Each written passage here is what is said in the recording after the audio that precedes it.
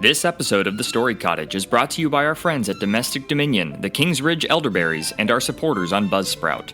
Go to thestorycottage.buzzsprout.com or click the Support the Show link in the show notes and subscribe for just $5 a month to get every episode ad-free. And now, on with the show.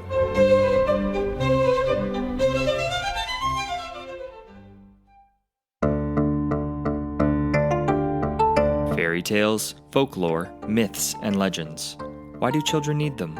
Why do nations and peoples create them? Who knows? Maybe some of them are real. Maybe some are merely imaginative. Is there a hidden wisdom worth finding in these tall tales?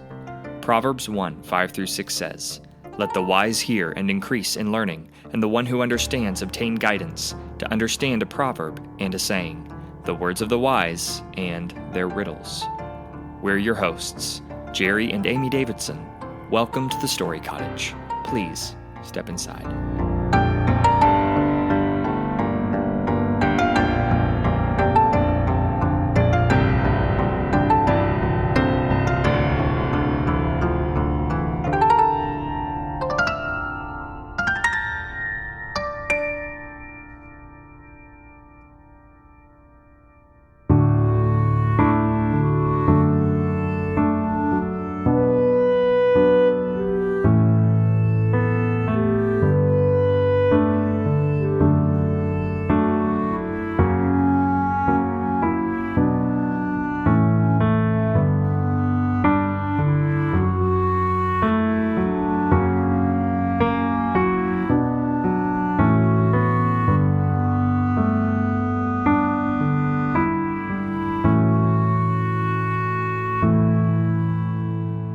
There once was a merchant who had 3 daughters, the youngest of whom was so beautiful that everyone called her Beauty. This made the 2 eldest very jealous, and as they were spiteful and bad-tempered by nature, instead of loving their younger sister, they felt nothing but envy and hatred towards her. After some years, there came a terrible storm at sea, and most of the merchant's ships were sunk, and he became very poor. He and his family were obliged to live in a very small house and do without the servants and fine clothes to which they had been used to. The 2 eldest sisters did nothing but weep and lament for their lost fortune, but Beauty did her best to keep the house bright and cheerful, so that her father might not miss too much of all the comfort and luxury to which he was used to. One day, the merchant told his daughters that he was going to take a journey into foreign lands in the hope of recovering some of his property. Then he asked them what they would like him to bring them home in case he should be successful. The eldest daughter asked for fine gowns and beautiful clothing, the second for jewels and gold and silver trinkets. "And Beauty, what would you like?" asked the father. Beauty was so happy and contented always that there was scarcely anything for which she longed. She thought for a moment, then she said, "I should like, best of all, a red rose." The other sisters burst out laughing and scoffed at Beauty's simple request, but her father promised to bring her what she wanted. Then he said goodbye to his children and set out on his travels. He was away for nearly a year and was so fortunate as to win back a great part of his lost wealth. When the time came for his return, he was easily able to buy the things his eldest daughters wished for. But nowhere could he find a red rose to take home to Beauty, and at last he was obliged to set off without one. When he was within a few miles' journey of his home, he lost himself in a thick wood. Darkness came on, and he began to be afraid that he would have to pass the night under a tree, when suddenly he saw a bright light shining in the distance. He went towards it, and on his approach found it came from a great castle that was set right in the heart of the forest. The merchant made up his mind to ask if he might spend the night there, but to his surprise, when he reached the door, he found it set wide open and nobody about. After a while, finding that no one came in answer to his repeated knocking, he walked inside. There he found a table laid with every delicacy, and, being very hungry, he sat down and made a good repast. After he had finished his supper, he laid himself down on a luxurious couch and, in a few minutes, was fast asleep. In the morning, after eating a hearty breakfast, which he found prepared for him, he left the mysterious castle without having set eyes on a single person. As he was passing through the garden, he found himself in an avenue of rose trees, all covered with beautiful red roses. Here are such thousands of flowers, he said to himself. that surely one bud will not be missed.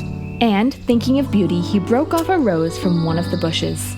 Scarcely had he done so when he heard a terrible noise, and turning round he saw coming towards him a hideous beast, who had exclaimed in an awful tone, "Ungrateful wretch!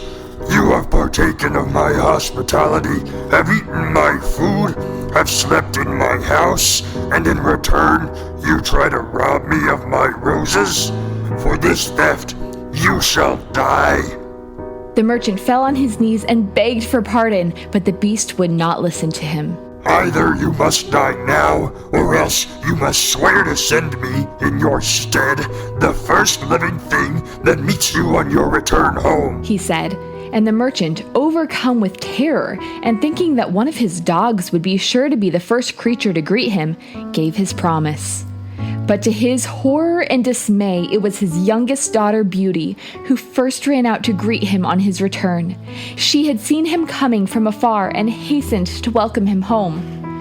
She did not at first understand her father's grief at seeing her, but when he told her the story of the beast and his promise, she did her best to comfort him. "Do not fear, dear father," she said. "Perhaps the beast will not prove so terrible as he looks. He spared your life. He may spare mine, since I have done him no harm." Her father shook his head mournfully, but there was no help for it. He had promised to send the beast the first living creature that met him on his return, so he was obliged to send Beauty herself in his place.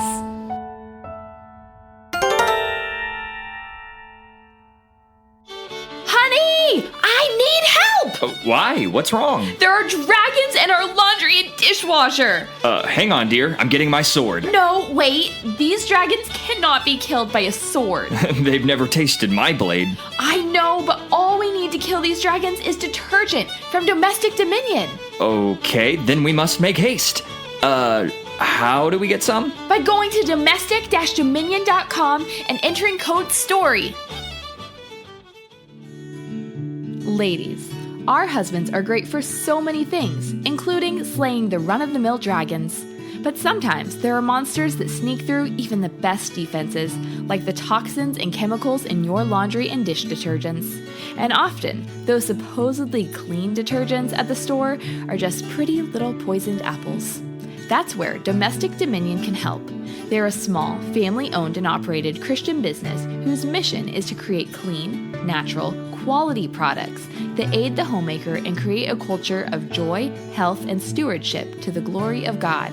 They value the Lord and therefore value their products. All their products are effective and made with only 4 ingredients. Each product is non-toxic, pH balanced, and contains no surfactants, fragrances, or chemicals. They leave no chemical residue, and their laundry detergent is safe to use on any kind of clothing. We use their products in our home, and let me tell you, every load comes out smelling the way Cinderella's dress looks. With Domestic Dominion, you'll have a ball doing laundry. Go to their website, domestic-dominion.com, or click the link in the show notes. And use code STORY for 20% off your first order. And be sure to check out their aprons, linen covers, and anti-feminist stickers while you're there. That's domestic-dominion.com and use code STORY for 20% off your first order. Tired of evil fairies using cold and flu season to turn you and your children into ogres every year? Yeah, me too. This cold and flu season, fortify your defenses naturally with the King's Ridge elderberry syrup and elderberry products. They grow the freshest elderberries on their Indiana farm, hand-pick and cold-press them into the tastiest syrup around. And they are packed with antioxidants and vitamins to boost your immune system. Defend the castle of your family's health. Use code STORY10 for 10% off your first order at tkrfarm.com. The King's Ridge elderberry syrup. Taste the difference. Help push back the curse. That's tkrfarm.com and use code STORY10 for 10% off your first order.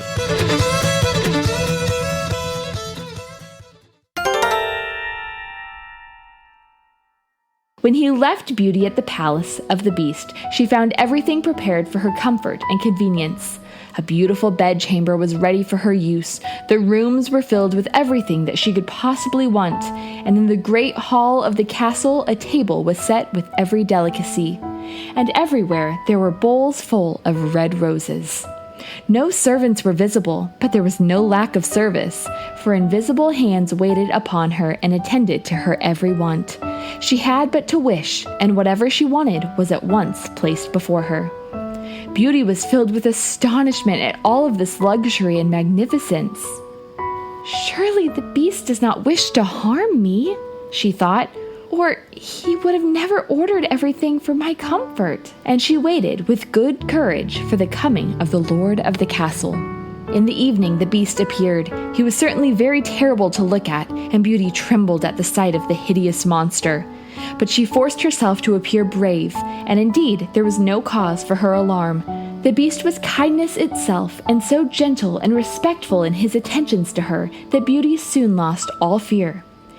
She soon became very fond of him, and would have been quite happy had it not been for the thought of her father and sisters, and the grief which she knew her father would be suffering on her account. The thought of his sorrow made her sorrowful too, and one night, when the Beast came to visit her at his usual hour, she was so sad that he asked her what was the matter. Then Beauty begged him to let her go and visit her father.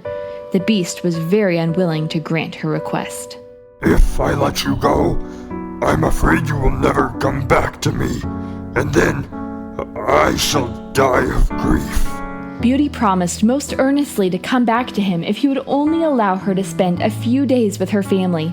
And at last the Beast yielded to her entreaties. He gave her a ring, saying, "Put this on your little finger when you go to bed tonight and wish to go home. And in the morning you will find yourself at home in your father's house. But if you do not return to me at the end of a week, I shall die of sorrow." Beauty's father was almost overcome with joy at seeing his daughter again, and he was delighted to hear of her happiness and good fortune. But her two sisters, who in the meantime had married, were more jealous than ever of their beautiful sister. They were not very happy with their husbands, who were poor and not over lovable, and they were very envious of Beauty's clothes and all the luxuries with which she told them she was surrounded.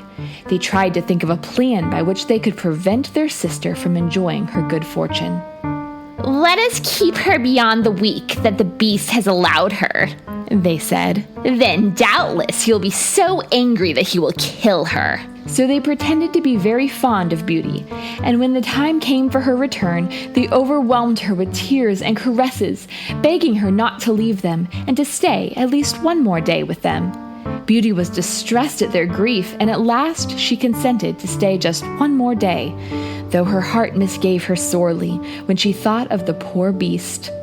That night, as she lay in bed, she had a dream. She dreamt that she saw the Beast dying of sorrow at her forgetfulness, and so real did it seem that she woke up in agony of dismay. "How could I have been so cruel and ungrateful?" she cried. "I promised faithfully that I would return at the end of the week. What will he think of me for breaking my promise?" Hastily rising from bed, she searched for the ring the Beast had given her. Then, putting it on her little finger, she wished to be at the palace of the Beast again. In a moment, she found herself there, and quickly putting on her clothes, she hurried out to look for the Beast. She searched through room after room, but nowhere could she find him. At last, she ran out into the garden, and there, on a plot of grass, where he and she had often sat together, she found him lying as if dead upon the ground. With a bitter cry, she sank on her knees beside the poor Beast. "Oh, Beast, my dear Beast," she cried, "how could I have been so cruel and wicked and unkind? He has died of sorrow as he said he would." And the tears fell down from her eyes as she spoke. Overcome with grief and remorse, she stooped down and tenderly kissed the ugly Beast. In a moment there was a sudden noise, and Beauty startled to find that the ugly Beast had vanished. The Beast was a beast no longer, but a handsome prince who knelt at her feet, thanking her for having broken his enchantment. A wicked fairy condemned me to take the form of a beast until a beautiful maiden should forget my ugliness and kiss me. You, by your love and tenderness, have broken the spell and released me from my horrible disguise. Now, thanks to you, I can take my proper form again." And then he begged Beauty to become his bride. So Beauty married the prince who had been a beast, and they lived together in the castle and ruled over the prince's country, and they were happy ever after.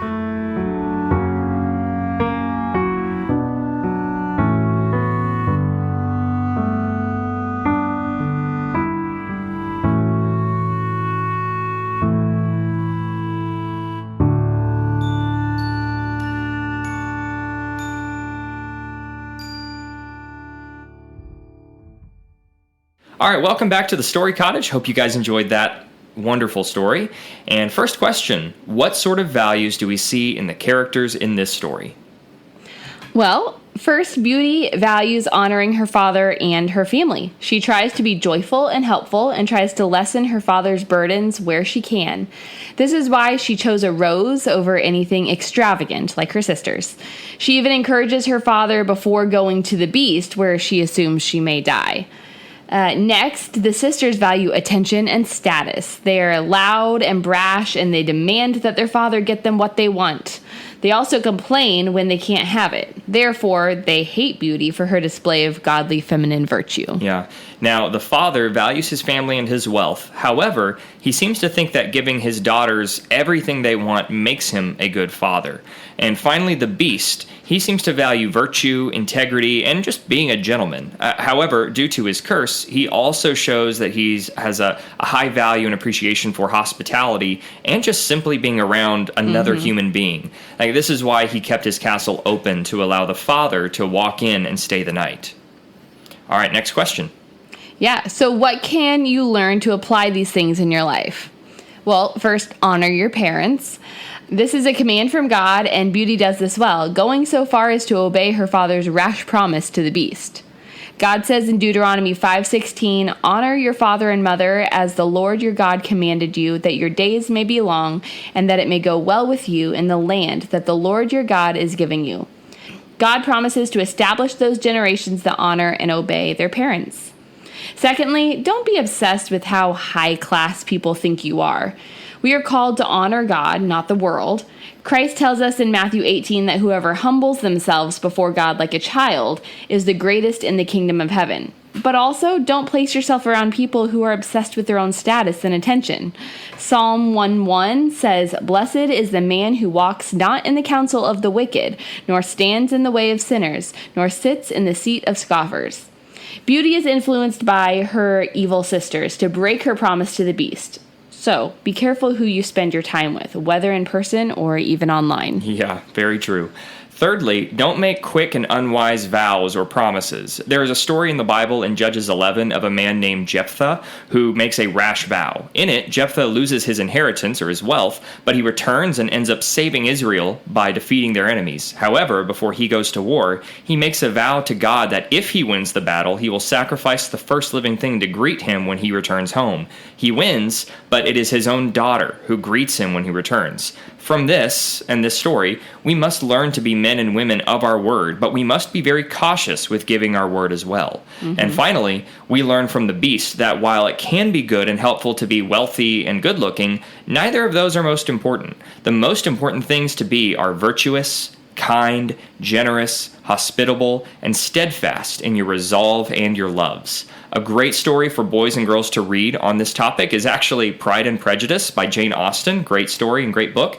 I also encourage you to read the full original story of Beauty and the Beast. Yeah.